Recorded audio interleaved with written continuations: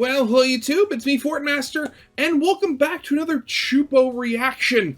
And this is the disturbing dystopia of Sesame Street?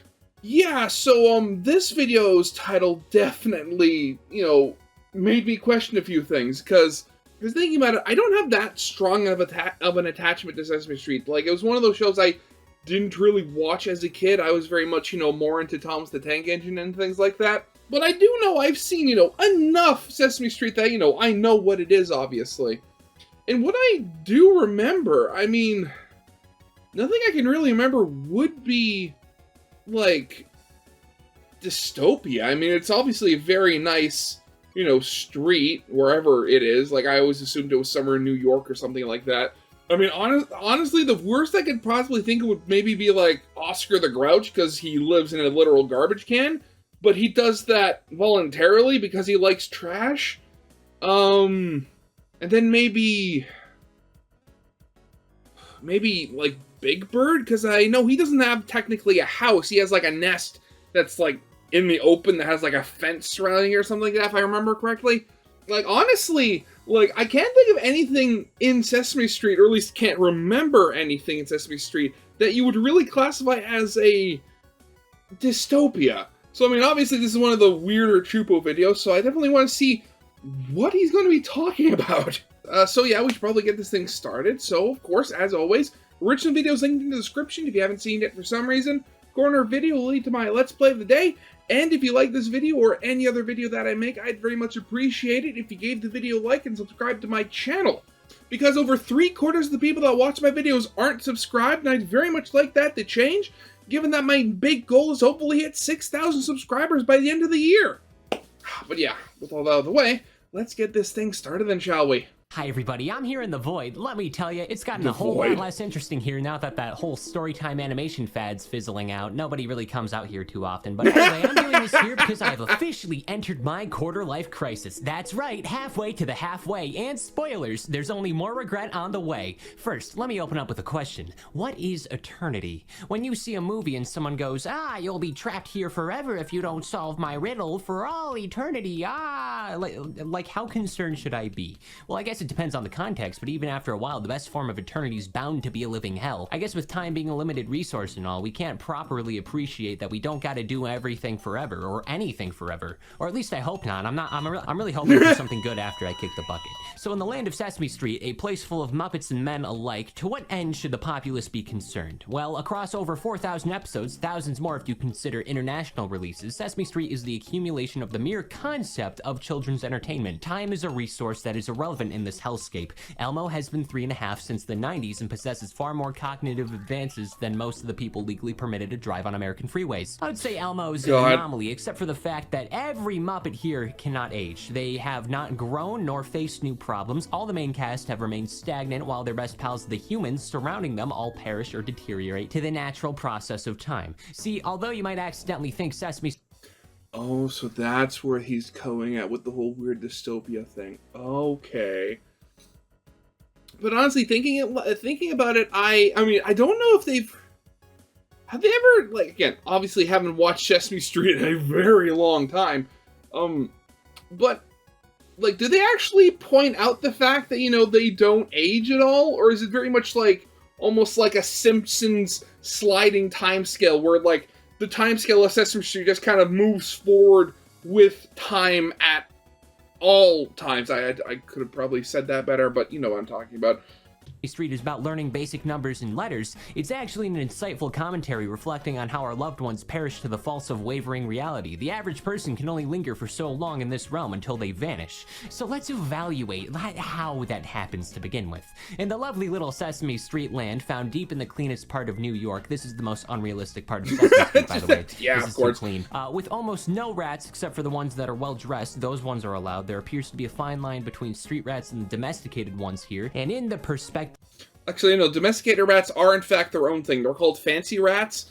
And it's one of those things where, like, I periodically just come across them on YouTube Shorts, and then, like, I'm kind of, like, they kind of like take over my feed for like a day or two before they kind of fade away again. It's one of those weird things. Of the growing minds meant to be the general audience, aka your local daycare, Sesame Street may just be flashing colors, but it's an intellectual set of flashing colors that teaches you what a 19 is. However, for me, a 20-something with too much goddamn time on my hands and constantly spiraling when it comes to thinking about what the world may have in store for me next, Sesame Street is a slow, numbing torture for its fearful humanoid residents. Actually thinking about it, how is how is Sesame Street actually being made now? Because like it was part of what was it? It was like funded or something by like NBC or something. And then Trump pulled funding off of that or something. So, like, how is it still being made? Or wait, no, does Disney own Sesame Street? Because I know they own the Muppets. Wait, I gotta double check this. Walt Disney Company purchased the Muppets and the Bear in the Big Blue House characters from the Jim Henson Company. The purchase did not include the Sesame Street characters, which are separately owned by Sesame Workshop, nor did it include Fraggle Rock and other franchises with which the Jim Henson Company retained. Oh. Okay. Okay, so so Sesame Street is actually owned by the Jim Henson Company. Okay, I didn't know that. Interesting. They wake up, go outside, gotta deal with some main stage residents. Examples include the obvious. Why is Elmo wonky? Why did he get hit by a rock too hard and it partially caved in his skull? Why are his eyes like that? Elmo, Oscar the Grouch, Grumpy, Green, 48 years old in canon, Ernie and Bert, the best friend roommates. There's also Abby Cadabby, who's a magical fairy and 4 years old, because yeah, why the hell not? I mean, Elmo's world is a known domain expansion. It was already assured knowledge that we have prevalent sources of magic. It's also very funny to me that someone in the writing room came up with the idea to have her parents divorced. The puppet pixies, that was a broken home. You have Zoe. I mean, granted, out of context, it is very funny, but in context, it's like in the context of making the show, it is, that sort of thing is kind of important to teach kids if it ever does happen. I mean, divorce is already hard enough on a child. I mean, it's like, especially if they're young enough that they have no idea why, mommy and daddy suddenly stopped living in the same house. Known for being the sole wielder of Rocco. I don't like Rocco. Neither does Elmo. I've seen more than enough clips of Elmo crashing out over Rocco. Count Countula, he's a vampire, and he counts with his fingers and numbers. I don't even think he lives in Sesame Street. He lives in Central Park. So I remember I saw a clip, and what was it? Dropout, the people that used to be College Humor. They were doing a clip, and like apparently one of them was friends with the person who worked on Sesame Street, and apparently in their in-universe, he's just, like, a vampire-like creature or something like that. They never actually say he's a vampire officially, which I don't know why they kind of just sidestep and walk around that weirdly. He is a vampire. He's not vampire-like. Now, Caldwell, I'm so glad you said this. This isn't the right answer, but I need you to understand how long an argument Sultan and I had. Clearly, he's a fucking vampire. Right. He's got teeth. He turns into a bat. I need you to understand how deep we got into this, to the point where I emailed a friend of mine who works at Sesame Street, and it's like, I need you to tell me, is the Count a vampire or not? And her response was, according to the style guide, he is vampire-like. Snuffleupagus, and then the imaginary. Oh no, wait, actually no. If I remember correctly, no, Snuffleupagus isn't imaginary. They actually did confirm at some point that he's not imaginary, and just happened to always step out of the room whenever other people were around. The way, according to the official website, is 6.5 years old. If he was, why would he be considered for the Challenger flight launch? Why would that have happened? What if NASA had found a way to get Big Bird on the shuttle? Which I have to wonder. I remember I've heard that story before, but thinking about it, like, he's 6.5 years old. I mean, granted, birds do age at, different rates than humans and stuff like that, but is he still growing, if that's the case? Is the 8-foot-tall anthropomorphic bird going to get even bigger in the future, quote-unquote? Would they have removed him from the show? Would it have been ignored or retconned? What would you do in this situation? Why do we just do hilarious, stupid things every once in a while, and why can't we do it more often? I can't believe this was a real discussion that people had for a minute. Okay, Grover is Grover. I like Grover. He's fairly average. If I remember correctly, wait, was it Grover? Or no, Gonzo was on the Muppets. Yeah, that he's the one that's canonically like an alien or something like that. Gonger, Telly Monster, the rest of them. And lastly, The rest Cookie of them. Monster. Cookie Monster is a freak. No baked items should be making people lose their shit like that unless it's my mom's cheesy bread rolls. I mean, it's Sesame Street. They live their lives every day, living life in the lives that they live on the street where they live in Sesame Street. God, you know, it's one of those things, like, you look at Sesame Street, it's just an absolutely adorable sort of, you know, world. And, like, granted, you know, the sort of cringe that you get as an adult watching it, like, would you want to live there? I mean, there's a lot, you don't have a lot of the real world problems you have in Disney World. But just as, like, a side, but, like, ignoring all of that, I have to give props to, like, the puppeteers that actually control the Muppets and stuff like that, because they do, like, if something happens or if something happens to Little Shot, they stay completely in character at all times.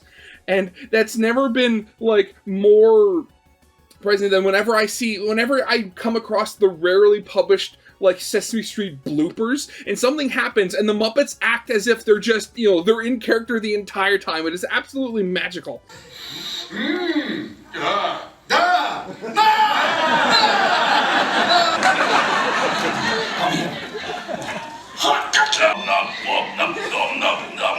See you next time on Sesame Street.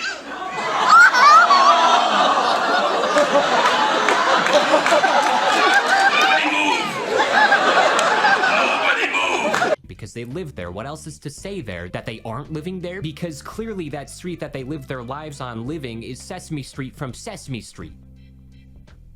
Yeah. Let's talk about time loops. If you were Yeah, trapped yeah, in an endless God, loop yeah. of time, how long could you go? And I'm not saying like the agony of a crispy 40 hours at a 9 to 5 where you feel like nothing is happening and progressing in your life unless you have a really bad hand of cards in your case. I'm sorry. I'm saying like day in, day out, you can have minimal variety, but ultimately your primary existence is null. That is what I envision life is like at Sesame Street. Waking up, serving a minimal cog in one building, dozens of people residing there at most. That is your purpose. You cannot leave, and all conflicts or education will be reset on account of your purpose looping back to these initial stories of edutainment. I mean, again, 4,000 episodes. You're bound to start repeating the same mundane activities and situations after a while. Not even... Well, I mean, kind of going back to the whole thing that Choopo talked about before, about people dying, I mean, the stories and activities may, you know, loop and repeat, but I mean, it hopefully gets to the point where there's so many things that can happen that you only ever have to do one thing once before you die and somebody else takes your place in the unending machine of Sesame Street. Considering what the international releases would have in store, no matter who moves or who mysteriously disappears here, we're just gonna find ourselves repeating back to that initial agony without much explanation as to why. It's just like real life. You can only crochet and stamp collect so long before you start losing a little bit of yourself, and remember the agony found within our reality. Thankfully, it's not just the same people living at Sesame Street across the decades. We have seen plenty of folk come and go. No idea how they show up or how they afford living space here. I'm pretty sure nobody even has a job. I would imagine each of the main puppets resort to their typical activities and enjoyment for what to do in this world. Oscar will be a burden. Ernie and Bert will be friends and roommates. Sure. Cookie Monster will be a genuine issue in the world that we need to dispose of. Important to note that cookies are alive in Sesame Street, and this is just a thing that happens. That's horrifying to think about. Yeah, Big Bird poor brings Cookies. up how he almost went on the Challenger shuttle and whenever he gets the chance. It might be annoying, but it helps him cope. Elmo rules the realm as he comes to terms with like his uncle perishing or something when he gets invited to talk shows and all sorts of celebrity appearances because, of course, we're being outmatched by a puppet toddler who's worth more than a third of the people watching this combined. And Grover. I forgot what Grover does. You know what a He's typical just Grover. episode is like. It's Sesame Street, the land of learning, where getting offended by anything this show produces is hilarious because this is what we're dealing with. But I'd like to note the outlier of the Muppets, specifically Kermit. You know what's funny? Like, he talked about before, like, how people afford. And, like, I remember, you know, they were, you know, of course, some of those, like, losers in the American government, they were talking about how Sesame Street was communist and stuff like that. So why don't we just go, like, full whole ham on that and just say that, you know, the buildings are like are like communally owned, where just everybody like, where everybody just pays a little bit, and it's like, I don't know how it would actually work, but like, again, like if you have these like rich lunatics thinking it's like, oh, you know, Sesame Street is communist, why don't you just go all the way with it? Well, like the Muppets, you know, like the Sesame Street Muppets are also Muppets. It's just that the musical gangs left this place behind, and with the intent to pursue the arts rather than to educate. The Muppet cast are all significantly older in comparison to the majority of the ones found at Sesame Street. They escaped their small town, no longer forced behind whatever hell you consider this, more so stuck behind the equally infuriating show business. And very, very, very unrelated for a second, but where can I get like a good quality puppet of myself? Like this isn't even a joke. I've been trying to get a puppet of me for like, I have a couple video ideas I had in the future. Is there like a good website or commission thing I can do? Let me know in the comments. This isn't a bit. I've had no real help in finding a good puppet making place or anything like that. Okay, wait a second. If I remember correctly, if you've ever heard of Thomas Sanders, I've always been a big fan of him. He has a series called Sanders Sides, where he kind of has like conversations with different aspects of his like personality, mind. It's very weird. But one episode they actually did have where like all of the different aspects of his personality turned into like Muppet style puppets, and they were actually made by a guy on YouTube. Oh god, I can't remember what his name was now. But yeah, I'll put like the link. I'll put the link on the screen, or his channel name or whatever. You know, just actually, you know what? What am I doing? I'll just pause the reaction and look it up. Okay, so how's this gonna work? Are we all gonna have our own puppets, or?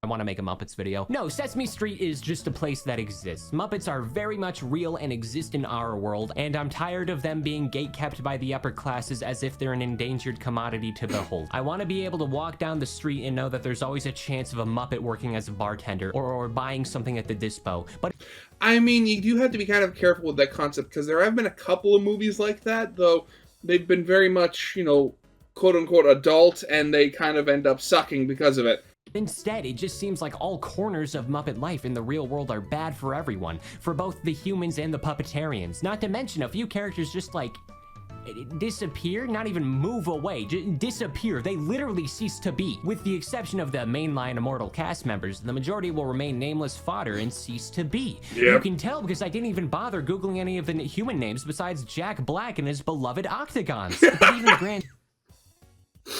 Oh, God.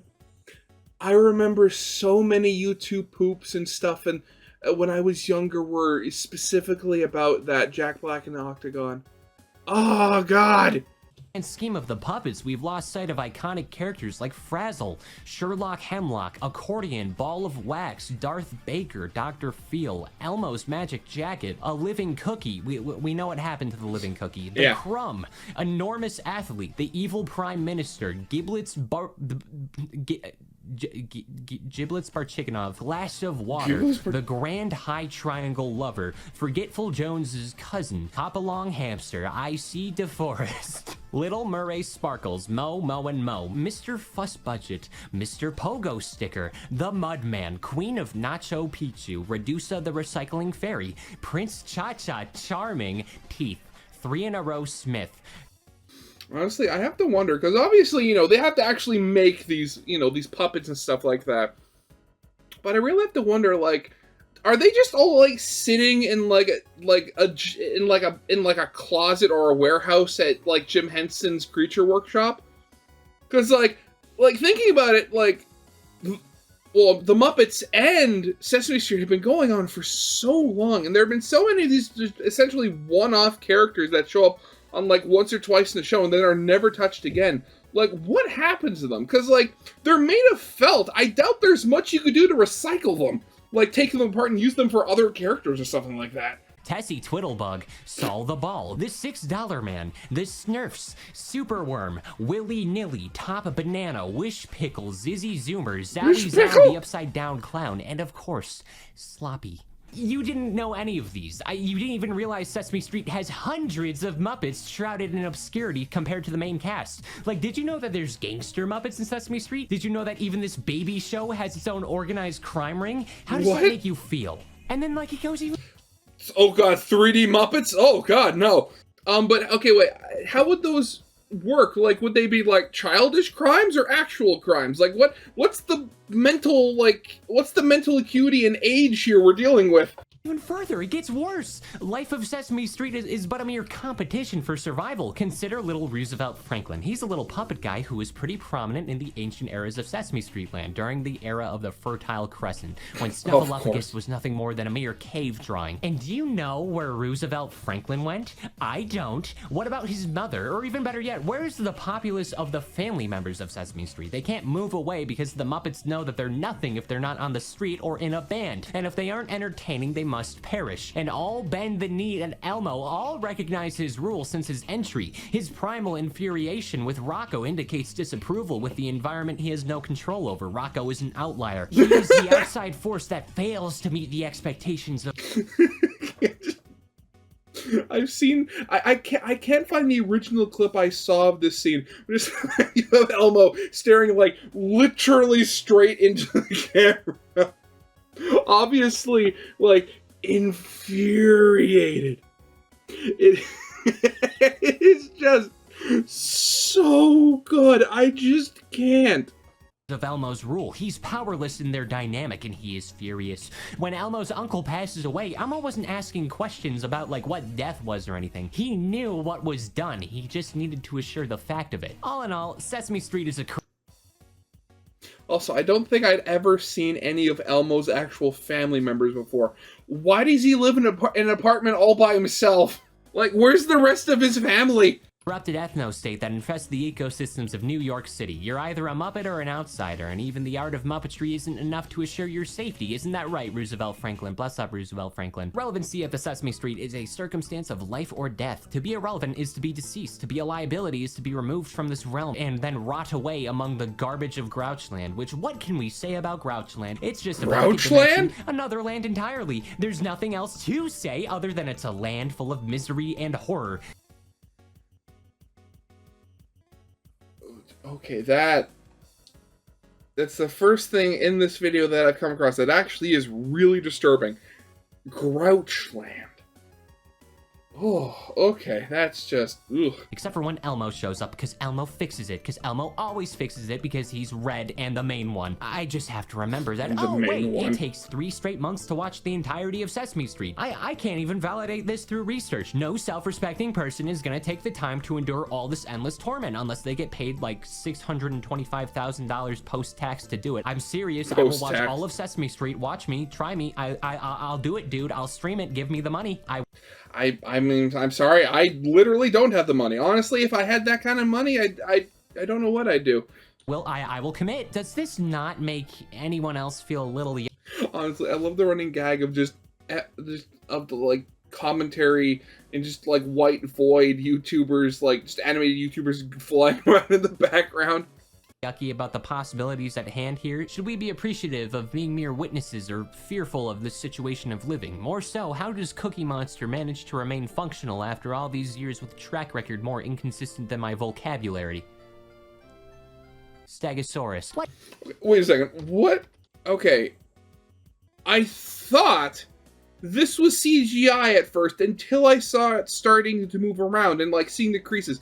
This is not CGI. This is an actual puppet that I swear looked like CGI. That is weird. Stegosaurus. Life here cannot be good for the majority. It's safe, it's aimless, it has no cohesion as the most popular characters sweep their filth under the rug, obliterating cast members that fail to reach the expectations of popular small children demand as they dispose of the puppets, as they put them under those viral shredding contraptions from a few years back that I forgot the name of. Here's a picture of it. I think they're literally just called shredders or something. This is just a small part of a big city that gets celebrated on the Macy's Thanksgiving parade, but there's so much that I want to know, so much that we have to learn and understand about the environment surrounding us. It's complicated, confusing, uncertain, and reflective of a living situation we need to stay far, far away from for the... You know, honestly, you know what this reminds me of? Like, just the concept, you know, undying, ever existing, you know, the Muppets as, like, some otherworldly thing. It very much reminds me of, like, the drawings and stuff. I forget who the artist is, but somebody made, like, these drawings of, like, Sesame Street characters like Elmo and Big Bird and stuff like that. It's, like, eldritch abominations in the same, like, vein as, like, Gorefield and stuff like that. And I can't help but... And also, like, Elder Tubbies, like an eldritch version of the Teletubbies and stuff like that. And, like, just the thought of, like, these characters, like, existing, like, seemingly forever young, but maybe they just feel young to our perspective because, like, their lifespan is so, you know, long and stuff like that. Oh, God, why do I have to remember that? They're creepy. The betterment and protection of all else involved. So we can only wonder and reflect as the unknown remains unknown, as Elmo's blank expression contorts to one of malice, of intention, of remaining dedicated to a fearful agenda, and eliminating all of those who consider the ideas of overthrow. Including the number 2, apparently.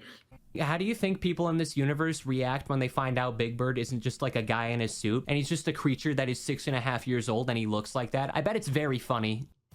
Honestly, actually speaking of, have you ever seen, like, the diagrams of how Big Bird is actually controlled on the inside? Like, only one of his, if you look at whenever he moves, only one of his hands ever actually moves, because, like, so the actor inside has one arm in, like, a sleeve, and it has, like, a piece of fishing line that, like, hooks a loop underneath Big Bird's, like, beak that goes to the other hand so that when one hand moves up, the other moves down and up, and, you know, stuff like that. With the other hand up in Big Bird's head controlling the mouth, at which point the actor has, like, a little TV screen in the suit that has, you know, the actual, like, lines of the script and stuff on it. Like, man, I keep my hand up like this for 5 minutes, and and I already, like, I can feel the blood draining out of it and stuff like that. Like, I cannot, like, imagine doing that for an entire shooting day. Jeez. I would pay to see that. Maybe with my $625,000 I will get after streaming the entirety of Sesame Street. I want to do it. Please let me do it. Give me the money. I will do it. Well, guys, that's all I got. While I rot in the void, subscribe, check out my merch, my gamer stuffs, and, yeah. Something happening? All right, now that everyone's gone, I gotta clean this stuff up. What stuff? Oh, what? You thought the void was real? No, that was a green screen. No, the void isn't real. Why did you even think that was a possibility? That's stupid. You're stupid. This is going on too long. Where's the end screen? Honestly, I love that the void wasn't real. He was just standing in front of a green screen. Because honestly, that doesn't make the most amount of sense. In every other video I've seen, he's always somewhere. He's never just nowhere. So, oh god, that's beautiful. Like, honestly, I'd want to see, like, on a Sesame Street wiki or something like that, is there a page dedicated to, like, keeping track of characters that haven't shown up in the show for more like 10 years or something like that? Because honestly, I'd love to see just the length of characters that only had, like, maybe a handful of appearances before they either disappeared, or even had a lot of appearances before just seemingly moving away or something like that. Honestly, it is... Again, it's one of those things I talked about before when I was doing a reaction to Game Theory's, like, Ultimate Sonic timeline. And it's when you get, like, franchises and stuff like that that have existed for just such long times. And it's not even like, oh, it's an old series that was given like a reboot or a sequel. No, these are things like Sesame Street has been on continually this entire time since its creation. It has never gone offline. And just like, that is honestly insane. It really is. And I mean, at this point, like, I imagine, like, they keep it, like, honestly, at this point, I'd imagine, you know, a good reason that they keep it going is because it makes them money. But at the same time, if they're able to, like, actually do good things with it, I mean, God, I mean, it is astounding that it's lasted for this long. Wow. But yeah, that's definitely going to be it for now. So yeah, I hope you guys liked. If you did, leave a like, subscribe if you have not, and I'll see you guys next time. Goodbye.